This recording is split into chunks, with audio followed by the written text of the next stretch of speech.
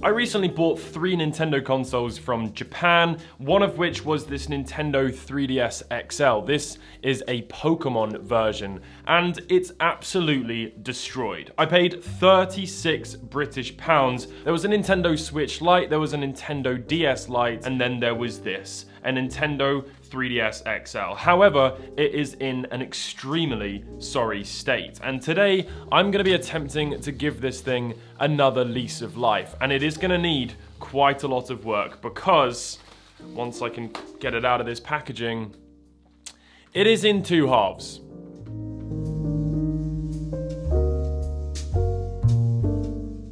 Before we go any further, I would just like to say a massive thank you to PCB Way for sponsoring this video. If you're looking to up the quality of your home tech DIY projects, then look no further than PCB Way. They offer CNC machining, 3D printing, sheet metal fabrication, and injection molding. As well as that, they of course offer every single PCB you can possibly imagine. You don't have to spend a fortune buying massive quantities. They also do very small quantities for people just making personal projects who want that professional finish. Check out PCB Way through the link in the description below. Oh my goodness, what has happened? Funnily enough, the actual condition of the plastic is not too bad, but yeah, it at some point has just been torn in half, which is a great shame, but I'm really hoping that I'm gonna be able to fix it in this video. Obviously, this is actually snapped and there's a whole hinge piece missing here. So I have been on AliExpress and have managed to find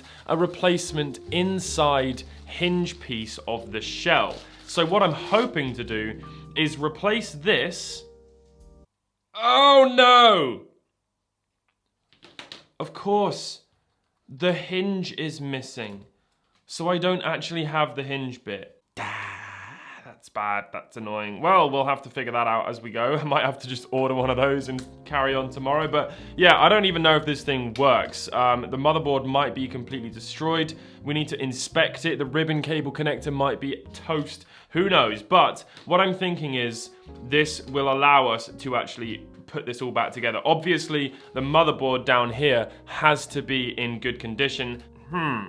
We might just have to get so far, and then I'll order a bunch of bits, and then this video will be carried on in a few days' time. But I have ordered a new screen, both top and bottom. The bottom one might work, I don't know, but to be safe, I've ordered a top and bottom. But what I thought we could do to begin with is just take it all apart and see what stuff is usable. It really is very sad seeing a Nintendo DS in this condition, and I think one of the most rewarding things about doing this is that something that would otherwise be considered junk is going to get an entirely new lease of life, and that is just extremely exciting. Plus, the blue color on this Pokemon version is absolutely lovely. It's obviously to commemorate X and Y. You can see that written on the back there. Let's take off this back piece and take a look inside. We can now remove that. So we're gonna need to order a new battery. This is absolutely kaput. You can see it's all swollen up there, but it's a good sign that it is not wet anywhere inside. That is very relieving. So also, this back piece is lovely. No cracks, no damaging. One good piece. Let's carry on. We're gonna take off these little rubber feet. Actually, I don't think there is screws under there. There might be. Yeah, there is. Okay. Tiny little flathead, where art thou? 1. Come on. 2. Okay. Those 2 little rubber pieces, they're fine. Right, now let's go ahead and unscrew all of the screws on the back. Ambidextrous to allow the focus to not go crazy. Okay, let's see. It's interesting that on this unit, a lot of the screws are Phillips. It's kind of like they ditched the tri-wing a little bit on this one. I wonder why that might be. Obviously, make sure you keep all these screws separate if you're going to do this at all yourself, because they are all going to be very different. So these 4 that we've just taken out are the same, but the rest of them inside are going to be different. There's 2 more screws either side. Let's go ahead and remove those. Be very careful when working on later Nintendo consoles because often there's a ribbon cable holding various bits together. Look, there's another Phillips screw just up here in the cartridge slot. Let's go ahead and remove that. But yeah, often when you go to remove these, there's going to be some ribbon cable or something holding something down. So if we just very carefully lift this up, and we can see that the shoulder buttons are attached to the back of the shell, and this one is near enough just falling off. So it does look like this has had quite a bit of a drop or something, because a lot of things inside are damaged. But I've removed this.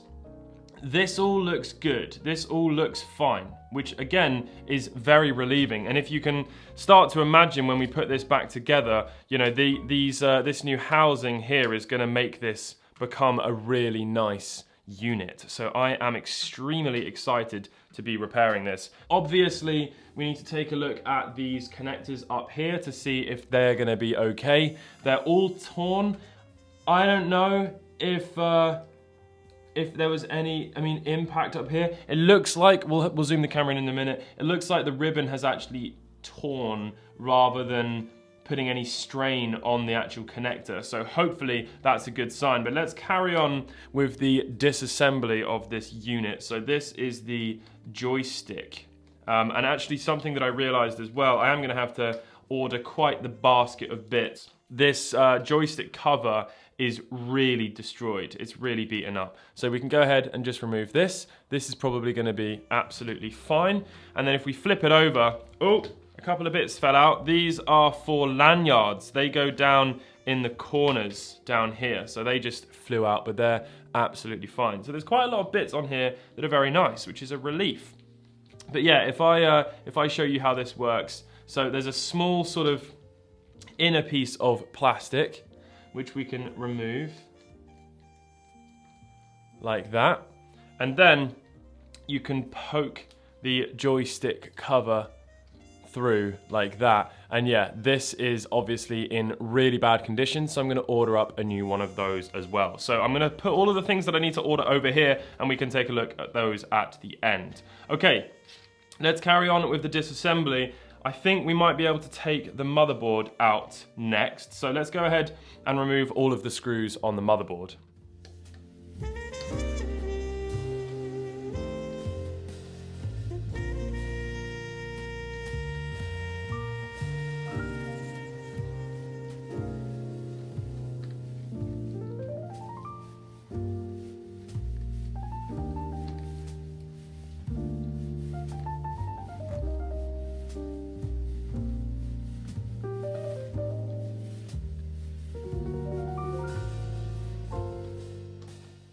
So I've removed all of the screws that I can see. Let's just unplug a couple of little bits. I believe this right here is the antenna. I might have to buy a new one of these because if I just pull it out a little bit, we will be able to discover, oh, I can't get to it just yet, we'll leave it in. I guess we can maybe just remove this ribbon cable here and this one here as well. Potentially these are holding it in a little bit.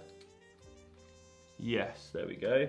And what else is holding it in? The one up here. Okay, so you can't just pull this whole thing out as a unit. It's been a while since I've worked on the regular 3DS XL. So you do have to remove all of the, or unhook all of the ribbons holding the screen down. So there it is. The motherboard is free. Not a good sign on the other side. There is a lot of corrosion, and you can see in here, this is what I was talking about, the antenna wire has been completely torn. So it might be worth just trying to order a new antenna. This actually just attaches from here. Maybe I can just find a replacement cable. I'll have to take a look at that, but it's all gonna be for nothing if this motherboard doesn't work. So I think what I might do, I'm gonna zoom the camera in and we're gonna take a look at these ribbon cables. So what I was talking about earlier was when I was just pulling this cable around, you can actually see that it has torn in this corner here, which is possibly a good sign that the ribbon cable connector didn't get any sort of real impact, because the damage was all on the ribbon cable. So you can see there that it's torn there. Obviously it's torn up here as well, but possibly the ribbon cable connector itself is going to be fine. And if we flip it over, there's another one here. This one hasn't torn anywhere else, but again, the actual ribbon cable connector itself seems to be very firm. It wasn't pulling up there at all, so possibly this is going to be okay. I think the crucial thing to do here is clear up all of this rust. So, let's get to work. I'm going to be using some isopropyl alcohol and a cotton bud to clear up all of this rust. I'm hoping that this rust occurred during its storage after it was rendered junk by being snapped in half, and it hasn't actually ever been turned on with this rust being here, because there's a risk there of shorting some traces and causing some electrical failures elsewhere on the board.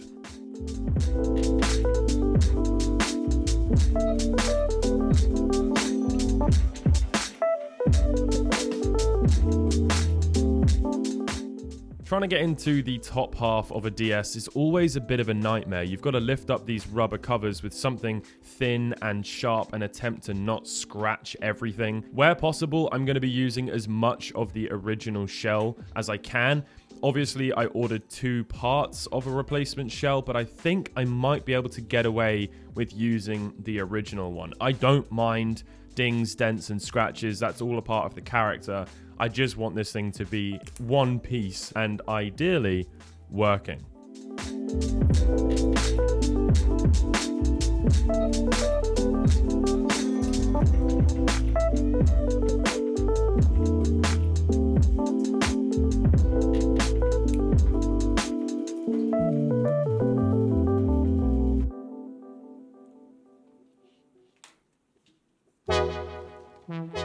Carrying on with the disassembly, we can remove the buttons from the lower half of the shell. This is the part that we will need to replace since it has the completely cracked hinge up in the corner. But we do need to transfer everything, and there are so many little bits on this shell. There's loads of lights and brackets for sliders. Honestly, I don't think I've actually ever taken apart one of these before to this extent, and I was just constantly discovering more things to remove. So take all of them out and then we can swap them over into the new shell.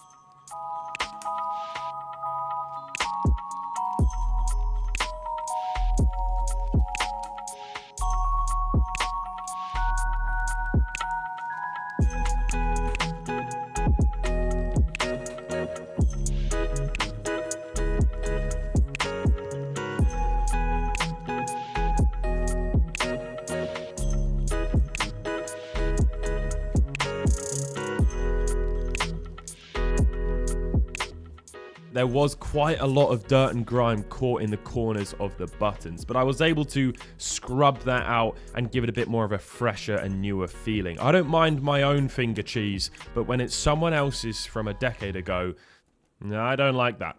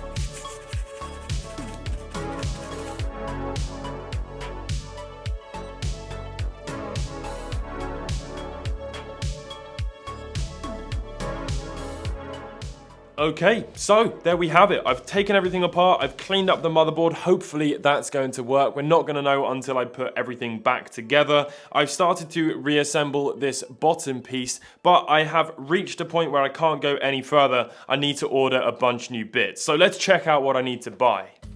So the first item on the shopping list is a new joystick cover. This one is all chewed up and looks quite frankly shit. This cost 75 pence on AliExpress. The next thing on the list is a new camera. How else am I going to take cute selfies? This one had a torn ribbon cable, so a replacement cost £6.41. Then we have the antenna. This one has a snapped wire, and while I could repair it, it's snapped at the point which goes through the hinge, and so it's better I just replace it, since a replacement only costs £1.33.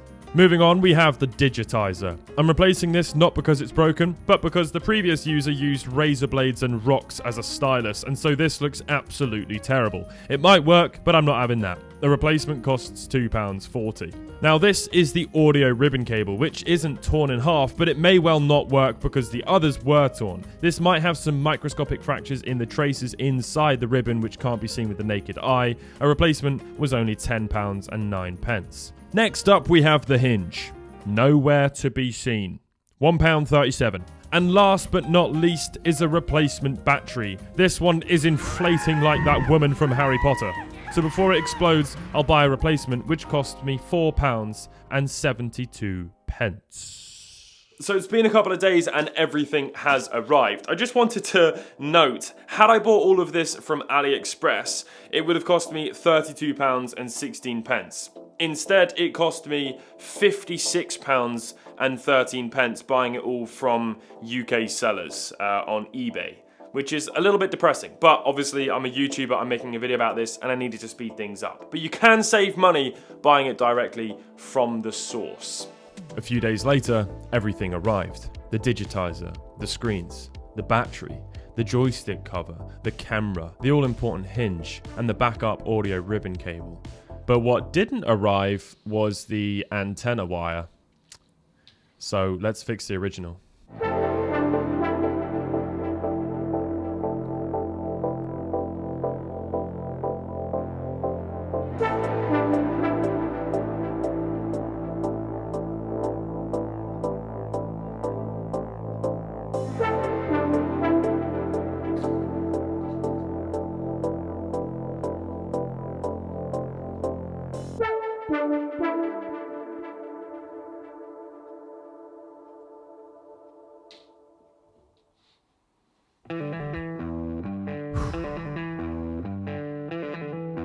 With everything ready, there was only one thing left to do: reassemble it.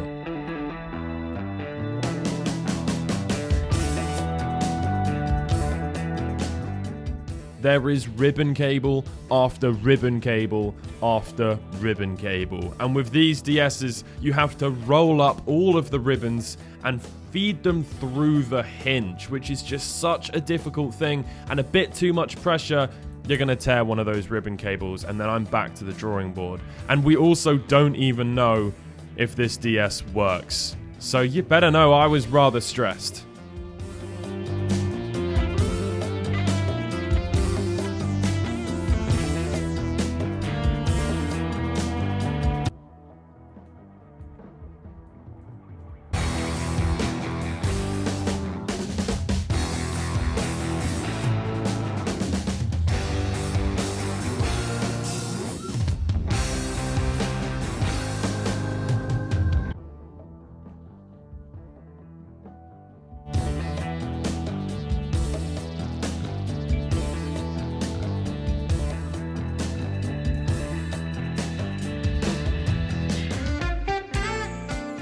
With the top half assembled, it was time to put on some smooth jazz. I wasn't lying when I said it was ribbon cable after ribbon cable after ribbon cable, but once they're all in and locked up, we can start to put all the screws in and close it up.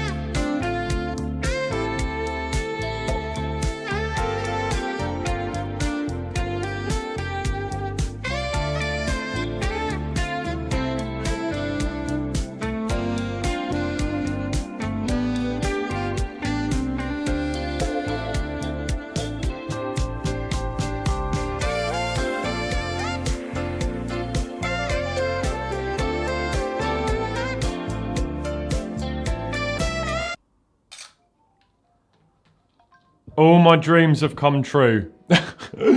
I am so pleased with this DS. What a journey the poor little thing has been on. A couple of things to note. We can't currently test out the 3DS games because this is region locked to Japan. However, I can very easily unlock the region so that it's completely region free. It will play regular DS games absolutely fine, but in my last video I showed me going through the process of modifying this so that I could actually make it English and also play English games on here, like PAL region games and stuff. So that's a very easy thing for me to do. I will do that off camera. But yeah, look at this thing. It works. I'm so pleased. The audio ribbon cable worked as well, so I actually got to use that, which is original to the DS. I can't believe it. I'm so happy it works. The 3D doesn't work. There is a good reason for that. If I click on the camera application, which is right here, this menu pops up, which explains exactly why the 3D slider doesn't work. It's because it's got parental controls. Again, a very easy thing to fix once I've modified it and get it into English, and then I can go through the motion of removing the parental controls. All in all, this thing is not in too bad condition. You would certainly not be able to tell that it was torn in half. I am just so pleased. What a lovely little experience. And I now have this beautiful blue Pokemon XY Nintendo 3DS XL. What a fun video. I hope you've all enjoyed. I will catch you all in the next one. Goodbye.